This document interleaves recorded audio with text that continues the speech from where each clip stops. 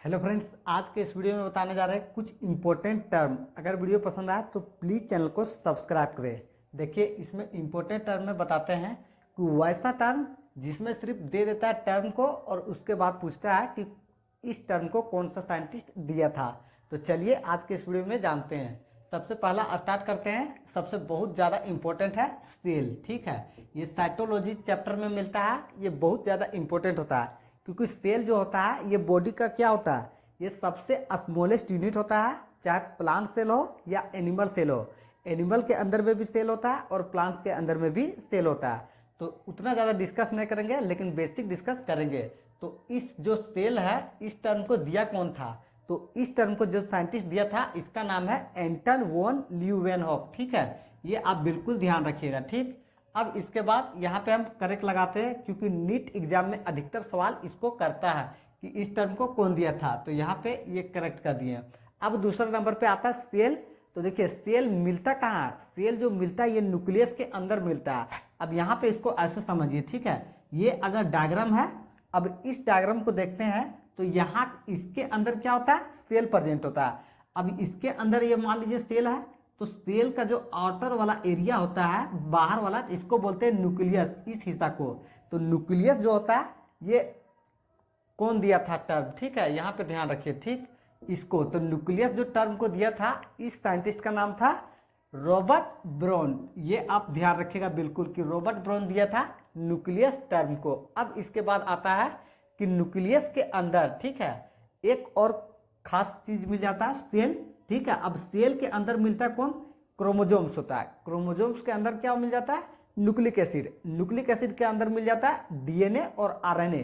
तो यहाँ पे एक बन जाता है क्रोमेटिन टर्म। ठीक है, तो ये डायरेक्टली पूछता है कि क्रोमेटिन टर्म कौन दिया था। हालांकि यहाँ पे आप ध्यान, थोड़ा सा मिस्टेक करने का चांसेस होता है क्योंकि क्रोमेटिन जो होता है ये वर्ड मिलता है किसके साथ? क्रोमोजोम के साथ मिलता है। अब क्रोमोजोम जो होता है, एक हो जाता है एक्स क्रोमोजोम और दूसरा होता है वाई क्रोमोजोम। तो एक्स क्रोमोजोम टर्म को कौन दिया था? वाई क्रोमोजोम टर्म को कौन दिया था? इसमें हैंकिंग कौन सा टर्म को दिया था? स्टर्टिवेंट कौन सा टर्म को दिया था? या स्टीवन होगा?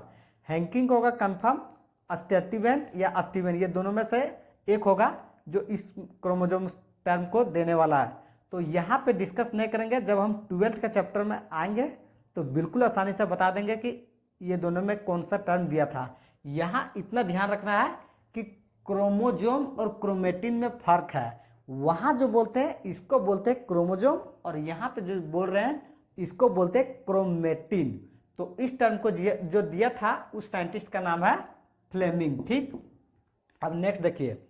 अब जो आता है ये बहुत ज़्यादा इंपॉर्टेंट है। हालांकि इस लाइन में कोई भी ऐसा कम नहीं है, सभी के सभी है वैसा जो एग्जाम में आ सकता है। लेकिन अब बात करते हैं वैसा क्वेश्चन जो अधिकतर बार एग्जाम में आता है। ठीक है, यहाँ पे फर्क को समझना होता है। आखिर एग्जामिनर इसी सवाल को ज़्यादा क्यों बनाता है? देखिए, सबसे पहला बात यहाँ पे ये बोलता है कि two kingdom system of classification. उतना ज़्यादा लंबा हम नहीं लिखे हैं, लेकिन यहाँ पे बोल देते हैं। ठीक, तो यहाँ पे देखिए टू बोला। अब इसके बाद नेक्स्ट में देखिए फाइव किंगडम। ठीक है, सिस्टम ऑफ क्लासिफिकेशंस ये है। तो यहाँ पे टू है, यहाँ पे टू है और यहाँ पे 5 है। तो फर्क है 2 और 5 का बीच में। अब इसके बाद देखिए तीसरा और कनेक्ट हो जाता है, इसको बोलते हैं बायनोमियल नोमेनक्लेचर। तो बाय मतलब 2। ठीक है, तो यहाँ पे टू किंगडम क्लासिफिकेशन सिस्टम दे दिया तो इस टर्म अलग हो गया, और बायनोमियल नोमेनक्लेचर आ गया आगे। तो इसमें जो आता है इसका अलग हो जाता है, लेकिन जो दोनों है तीनों ये एक दूसरे से मिलता है। अब इसके बाद आगे भी देखते हैं, जो साइंटिस्ट है इसका नाम भी मैच कर जाता है। जैसे कि देखिए two kingdom system of classification जो दिया था उस साइंटिस्ट का नाम है ओनली एंड ओनली लिनियस। ठीक, अब देखिए नेक्स्ट जो बायनोमियल नोमेनक्लेचर वाला जो दिया था नाम, इसके पास लिनियस तो लास्ट में नाम है ही, लेकिन यहाँ पे ध्यान से देखिए तो क्या लिखा हुआ? केरोलस। तो केरोलस लिनियस जो था ये बायनोमियल नोमेनक्लेचर के दिया था टर्म, और two kingdom system of classification जो दिया था ये लिनियस दिया था, और 5 किंगडम सिस्टम ऑफ क्लासिफिकेशन जो दिया था इसका नाम है RH विटेकर। तो ये आप बिल्कुल ध्यान रखिएगा, किसी भी कीमत पे इसको आप स्किप नहीं कीजिएगा और ना भूलने की कोशिश कीजिएगा, ठीक है। क्योंकि हर एग्जाम में एक का ऐसा टर्म मिलेगा, कुछ डिफिनेशंस भी मिलेगा, तो इसको बिल्कुल ध्यान रखिएगा। डायग्राम तो एग्जैक्ट नहीं मिलेगा, लेकिन डायग्राम को प्रैक्टिकली मान करके बनाने के लिए बोलेगा। तो इसके बाद देखिए नेक्स्ट जो आता है, इसको बोलते हैं राइबोसोम्स। देखिए राइबोसोम्स जो होता है ये और भी ज़्यादा इंपॉर्टेंस हो जाता है। सबसे पहला तो इस टर्म को दिया था जॉर्ज पैलेट। राइबोसोम्स इंपॉर्टेंट इस मकसद से हो जाता है क्योंकि राइबोसोम्स जो होता है ये प्रोकैरियोटिक के ग्रुप में और यूकैरियोटिक के ग्रुप में, ये दोनों के केस में प्रेजेंट हो जाता है। अब देखिए प्रोकैरियोटिक का ग्रुप जो होता है, यहाँ पे बताए थे कि न्यूक्लियस जो होता है इसको मान लीजिए न्यूक्लियस है, ठीक है। तो न्यूक्लियस जो होता है यहाँ पे बहुत अच्छा डिफाइंड नहीं होता, और यहाँ पे जो न्यूक्लियस होता है ये बहुत अच्छा से डिफाइंड होता है। तो यहाँ पे क्रॉस साइन लगा देते हैं यहाँ पे, और करेक्ट का साइन लगा देते हैं, ठीक है। तो इससे पता चलता है कि कहाँ पे अच्छा डिफाइंड है।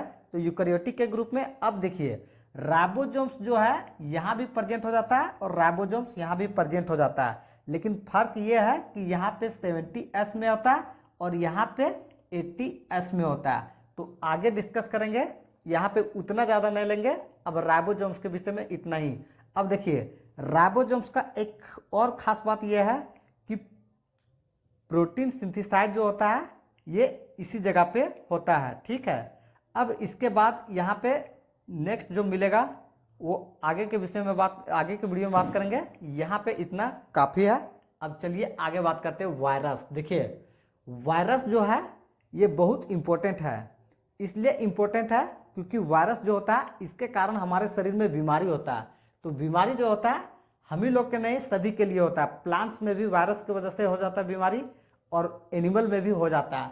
तो जब हम एड्स की बीमारी के विषय में चर्चा करेंगे या सेक्सुअली ट्रांसमिटेड डिजीज, ठीक है, जैसे गोनोरिया है, हेपेटाइटिस है, ये सभी जो है ये इस बीमारी के विषय में चर्चा करेंगे तो बिल्कुल अच्छा से डिस्कस करेंगे कि वायरस क्या होता है। तो वायरस यहाँ पे सबसे पहला ध्यान रखना है कि वायरस टर्म को डिस्कवर कौन किया था। तो पास्टर डीजे इवानोस्काय ये जो था साइंटिस्ट, यही वायरस टर्म को दिया था। अब वायरस जो होता है यहाँ पे कुछ मिलेगा एड्स में, ठीक है, जैसे कि HIV human immuno deficiency virus. अब HIV जो होता है ये सबसे पहले सेल को खत्म कर देता है। अब सेल को खत्म कर देता है, अब इसके सराउंडिंग में जो सेल रहता है ये इसको भी खराब कर लेता है। इस तरह से ये पूरा होस्ट को खराब कर देता है और एक टिश्यू को खराब कर देता है। क्योंकि सेल कहाँ से बनता है, टिश्यू कहाँ से बनता है, बहुत सारा सेल के ग्रुप को मिला करके एक टिश्यू बनता है। अब ये सेल को मारते मारते धीरे धीरे वो क्या करता है, एक टिश्यू को ही खत्म कर देता है।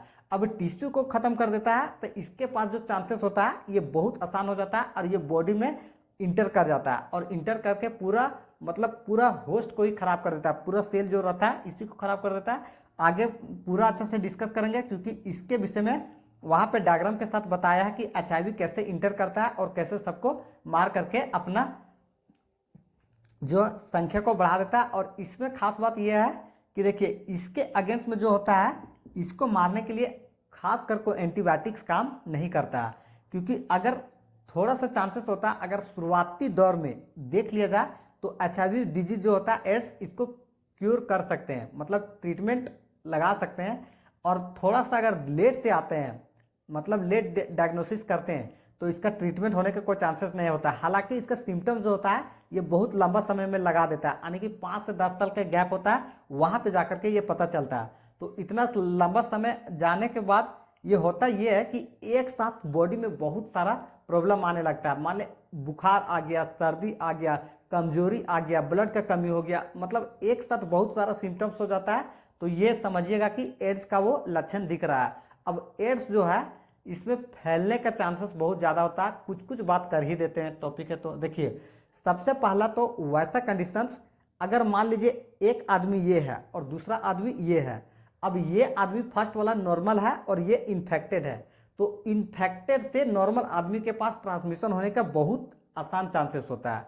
अब पहला कंडीशन हो गया। अब दूसरा कंडीशन ये भी है कि अगर मान लीजिए कोई बच्चा है जो दूध पीता है, ठीक है, अब दूध पीता है तो उसको पिलाने वाला जो रहेगी, माँ जो रहेगी, अगर मान लीजिए माँ को एड्स बीमारी है तो उस बच्चे में किसी भी मतलब बिना कोई रीजन से वो ऑटोमेटिक कहाँ से चला जाएगा, तो माँ से ट्रांसफर होकर के चला जाएगा किसके पास, ये बच्चा के पास।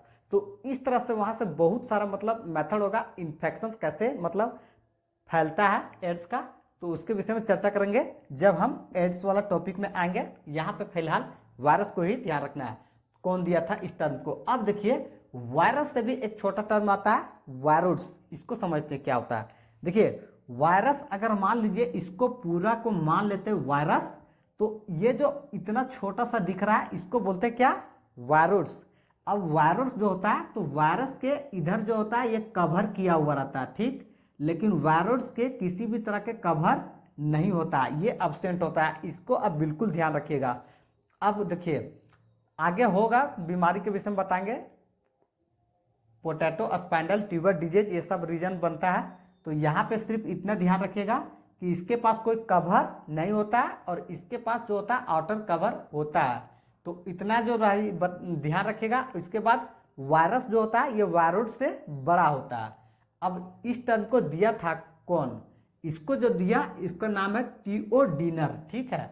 अब इसके बाद देखते हैं, बहुत इंपॉर्टेंट है लॉ ऑफ लिमिटिंग फैक्टर, ठीक है। इस टर्म को कौन दिया था, ये बहुत ज़्यादातर एग्जाम में आता है, लॉ ऑफ लिमिटिंग फैक्टर कौन दिया था, तो इस टर्म को जो दिया था इसको बोलते हैं ब्लैकमेल, ठीक है, ब्लैकमेन, ब्लैकमेल नहीं समझ लीजिएगा, ब्लैकमेन लिखा हुआ है, ठीक। अब इसके बाद सबसे लास्ट नंबर पे और सबसे ज़्यादा इंपॉर्टेंट भी है फ्लड मोसेक मॉडल, ये आपको देखने को मिलेगा कहाँ पे, सेल मेम्ब्रेन में, ठीक है।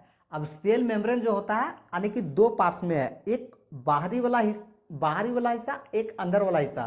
तो अंदर वाला जो हिस्सा होता है ये प्रोटीन का पार्ट्स होता है, तो इसको बोलते हैं इंटीग्रल प्रोटीन, और जो बाहरी वाला हिस्सा होता है इसको बोलते हैं पेरिफेरल प्रोटीन। आगे बहुत ज़्यादा वहाँ पे मिलेगा कि कहाँ पे कार्बोहाइड्रेट सिंथेसाइज होता है, प्रोटीन सिंथेसाइज होता है, लेकिन उतना चर्चा नहीं करेंगे। सिर्फ इतना ध्यान रखिएगा कि फ्लड मोसेक मॉडल टर्म को जो दिया था इस साइंटिस्ट का नाम था सिंगर और दूसरा निकोलसन, ये दोनों मिल करके इस टर्म को दिया था। तो इस तरह से इस वीडियो में हमने काफ़ी ज़्यादा इम्पोर्टेंट जो टर्म था जो एग्जाम में डायरेक्टली आता है, तो ये सभी का 11th क्लास का कंप्लीट करने की कोशिश किए हैं। तो चलिए करते हैं वीडियो को एंड, ऑल द बेस्ट।